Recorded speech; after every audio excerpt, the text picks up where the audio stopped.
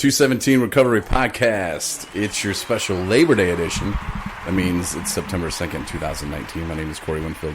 Special guest joining me today. Her name is Joyce Fetro. What's up, Joyce? What's up? Nothing. Thank you for coming to our open house. Yeah, I was just going to say we're at an open house. Yeah, we are at an open house. We're at my open house. Yeah. Our Equip4freedom open house. Yes, that's Equip. Not just mine, but... 4freedom.com, right? Yeah, the number 4, freedom. Equip4, like the number 4, freedom.com. Nope, .org. .org. Oh, got to be official with it. Well, because we are a 501c3 organization, so you do have to be official. Oh. Yeah. It could have been .sex, too. Nope, won't You be that. been. Could not be. Mm-mm. You could have, but you chose not to go that I don't think that they route. even have that. They do, I think. They don't. They do. They don't. You don't know. You would know. Go to Equip4freedom.sex and see what you get. And then you realize, whoa, shouldn't be looking at that at work or at school. But if you want to go .org, you can. And what are people going to find on the website, Joyce? Because, I mean... At Equip4freedom.org, you will find a section to... I just heard adequate and I heard section. Do you say... You didn't say adequate for freedom. No, like at the Equip4freedom website. So the website's at... No. Stop. I'm getting confused. You are confusing. I mean, maybe people up in the north... Go to www.equip4freedom.org, and that's the number 4. Freedom. Okay. .org. And then sex. What were you saying? Something about sections? There's a section on there for Live With Us, because we're a female sober living facility. Oh. Yes. So I could... No, it's for females. Females only. Okay. Yep. And for women.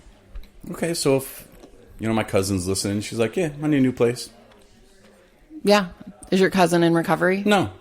Okay, so one of the requirements is that you would have to maintain structure to be in recovery, and there's expectations to do that. Okay. And I'm sure she wouldn't want to be held accountable to going to support group meetings if she herself is not in recovery. Maybe she could. Maybe she wants to be in recovery. Do you have something in place for people that like to weed them out, the fake ones? Because that's the thing to do now. Just to find a place to live. You probably know that too. You're in recovery, but like ever since 217 recovery came out, like everybody like wants to be in recovery now. Yeah. So I mean, you might get that. Well, we're all in recovery from something. I know, but what if you get somebody who's just like, I want to live there because I want to be next to Joyce because she knows Corey, and she's all about that 217 recovery. So I'm going to pretend like I have a problem. Yeah. I'm going to get drunk and I'm going to go to the emergency room and tell them I have a problem. Well, you're going to have to wait longer than just a visit at the emergency room. So there are things on our application, and on our website, you will find a section that says Live With Us. And there you'll find the 4 components for our application. So there's an application process. Right.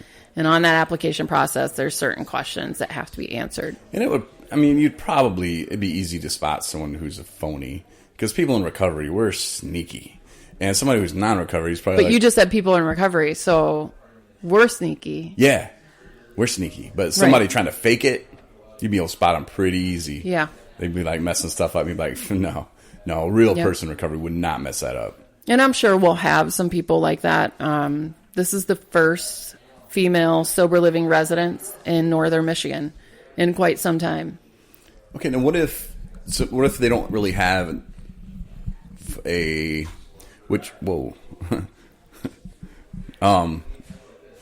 sorry, I just hit my mouse. It's on my lap. It was on my chest. But if they don't have a substance use disorder, which is kind of usually they do though, but say that they're just in a bad situation with where they're living. Sure. I mean, is that something you'll maybe help them with? That is something that will help them with. Another part of our organization is that we applied for an RCO, Recovering Community Organization. So there may be people looking for other benefits, maybe navigation through My Bridges for Medicaid or food assistance, cash assistance. I have a wide variety of resources that we can at least get them into the right direction. There may be women out there that have been in a domestic abuse situation. There might be a better facility equipped for those women that they're also in recovery but have went through a traumatic experience of domestic abuse. So there are other places that may be a better fit for them, and we'll certainly guide them in that direction. And then a lot of people probably listening right now, like my mom and Ryan's sister, are like, how much something like this costs? It can't be free. No, it can't be Government free. Pay for that? Government pay? It's our cost to live here is it's a $400 shared living expense. Okay. And then a $150 sobriety deposit. Oh. Yeah. Yeah. That's not bad, really. Yeah. Because, I mean, and that's just one-time deposit, and you get it back after, what? If you decide to leave. So you give 30 days notice, you decide to leave, we'll obviously refund that back to you. That is a refundable $150 deposit. Okay. We don't, if you decide to leave in the middle of the month without that advance notice, that's your shared living expense is something that we can't really, refund back. But your deposit would be. Okay. It's going in an account with no interest. That's correct. Just making sure for those legal beagles out there. Right. And I think it's a beautiful home. $400 for a shared living expense or rent. You've been through our house. What do you think of the house? I think it's very nice. Yeah. It really is. Kim and I are in love with this house. I sometimes love this house more than my own house that I live in. And I live in a great house. But this house has a lot of character. It was built in 1938. It was relocated to the location that we're at. And we have 1.25 acres of property. So yeah, it's pretty nice, and the neighbors are real nice too. Yeah, group of guys. Yeah, it's a good time. Oh, Joyce. Hey, can we do role playing? I'm gonna be a girl. Okay. I'll be Joyce. Somebody's doing the radio. Okay, I'm gonna be Joyce. Okay, you be Joyce. I'll be a girl. I'm calling. Thank you for calling Equip for Freedom. This is Joyce. How may I help you? Hi, Joyce. My name's Courtney, and I just realized I got a problem. I'm in treatment right now over at that Bear River. Ooh. And I need out of here, and I don't have no place safe to go, Joyce. Well, when is your discharge date, Courtney? I just had that last week. Oh, okay. Oh, discharge date from here. Oh, you mean when am I getting out? I thought you said something else. No, your discharge date from treatment. Sorry, I just heard discharge, and I started thinking something about something else. Good. So tomorrow. Okay. Have you been to our website? Have you downloaded the application? No, Bear River doesn't let me get on the websites because they think I'm going to look at the porns. So there's about 4 different case managers that I know of. So go to those case managers, Courtney, and ask for some time on the computer. And they may even have the application already downloaded for you. And that's Equip4freedom.sex? Is that it's the website? It's .orgs. Okay. Now, I heard you got a basement with a washer and dryer in it. We do. Can I sleep down there by the washer and dryer? You cannot. Oh, can I sleep upstairs with the other girls? You can. Okay, I'm really a boy. That's okay. Now, we will look at that. See, I'm trying to throw different things at you to get you ready because women, I love you, but you're nuts. And I mean, it's crazy. And the stuff that you're going to see. Are you prepared for this, Joyce? We are. Mentally? I'm worried about you. Absolutely. We are prepared. But the best way I can tell you to look at coming into our home and living here is to download that application or have that printed off, fill it out, and get it to me so that I can go through it and see what your intentions are, what your expectations are. We're done role playing, Joyce, but I'm serious. Like I'm worried about you. Like people are going to be throwing feces. Maybe. I mean, I don't know. No, maybe I don't think so. No, probably not. I think we'll be okay. Yeah, I'm just kidding. Just kidding. Just having fun here. Hold on, I gotta hit my laugh track thing. Put it on my boob. Yeah, we're just a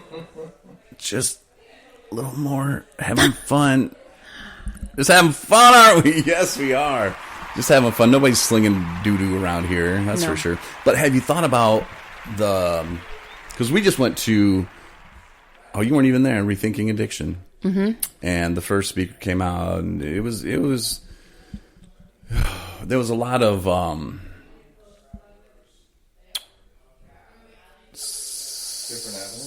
different avenues of lifestyles. Sure. So it was a real big thing that most of the rethinking addiction was, and it's not bad, but so if somebody who is, let's say, transgender, and you don't have to answer this, but are you prepared for something like that? Yes, we are. Okay. We are. And we're open, and we would welcome anyone from the recovering community. We would just have to review the application. You would have to put down your $150 sobriety deposit, and then we would look at your date of discharge or date that you would come into the home and work out the details from there. But absolutely, we are 100% open to, everyone's life's obstacles and barriers and being open to the community. That's awesome, Joyce. It really is. Yeah. You guys are sweethearts. We do. Now, if people go to the website, Equip4freedom.org, number 4, can they see pictures of the house? We will have them up. We don't have pictures of the house yet. Does that worry you? It doesn't. Okay. We'll have them up shortly. No, I mean, I don't know. It just seems like with women, and maybe I'm being male guy over here. Not like a male man, but... So we will also even do tours. So let's say, for example, someone is at a local treatment center and they want to see the house because pictures can be deceiving. I've seen many pictures of sober livings that have been open for 20-some years, and the pictures that are on their website look the same as they were 20 years ago. However, when you go into the house, it certainly doesn't look like that anymore.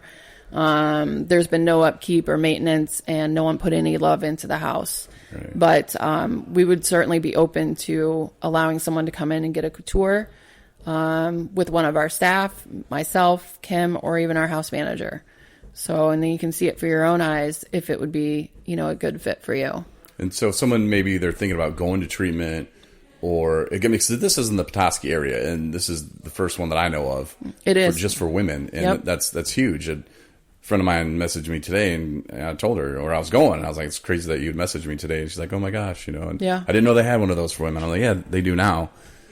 And I told her, and I think I told her the right thing. I said, well, when's the last time you used? And she said, yesterday. And I was like, well, first, you'll need to go, to treatment, go to detox and go to treatment. And you don't have to go to the local one. Right.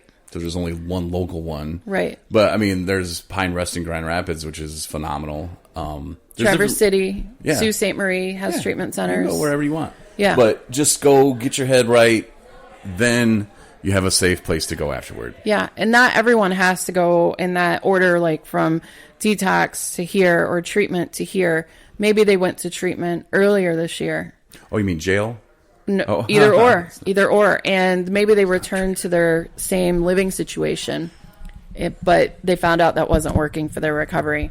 Maybe this would be a good fit for them. So we won't require everyone to go to treatment right before coming in here, but they would have to be clean and sober.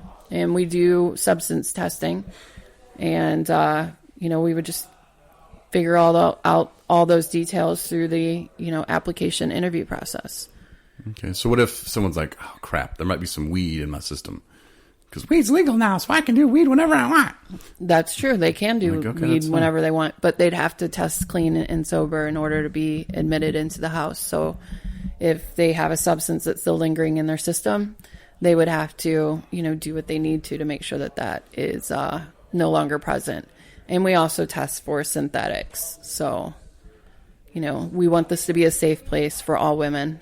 And ourselves. I'm in recovery, so I don't want, it to be that I'm putting myself in all those situations too. We want the right people in the house that are going to build a community of women and that can rely and build strength on each other. So they'll come in, they pay the $150 for the sobriety deposit. Yep. Living expense, shared living expense, $400 a month. That's real cheap. Yeah. That is really cheap. And you're like, oh, I'm just getting a bed in a room. You know what? It's nice and you're safe. Yeah. So you're not going to get anywhere else for $400 a month. No. You can't even rent a room in some crappy little shack down the road for under $500. The prices around here are crazy, and it's a beautiful yard. Maybe if you want to go outside and just sit and think and reflect, you can do that. Yeah. And this place is really, really nice, Joyce. I'm impressed with all that you've done. Mm-hmm. I heard, we've kind of bought it this way. I heard you guys did do a lot of work cleaning and, painting and stuff like that, but it's a very beautiful house. Hardwood floor. TV could be about 25 inches bigger, but, Probably. I don't really watch TV. Yeah. And I'm not going to be living here, so Yeah, we didn't go with a large TV.